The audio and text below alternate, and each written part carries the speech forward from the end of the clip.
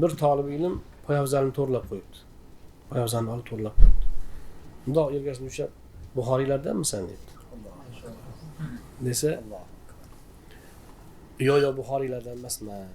Nega unaqa deyapsiz desa, bu odob Buxoriylarda bor xolos-da dedi, debdi. Shunda saqlanib qolmagan. ha, desa u kishi aytibdiki, Buxoriylardan emasman, lekin ustozim Buxoriylardan edi debdi. Alloh. Ulardan shu odobni o'rganganman. Desa shunda Muhammad Muhtoj Timkiti aytibdilarki, bu hamma islom olamida bor odobidir, lekin biz yo'qotuvdik, ular saqlab qolgan edi. Bugun ham G'arb va Sharq shu odobga muhtoj. Bunga mahkam bo'l debdi.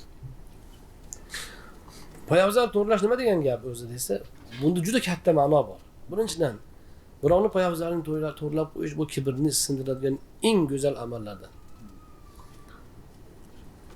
Shunda birovni poyabzalini to'g'rilab qo'ying, siz o'zingiz yomon ko'rgan odamning poyabzalini to'g'rilab qo'ying-da. Nafsga rosa og'ir botadi va bilasiz nafs singani. Mana shu demak odob.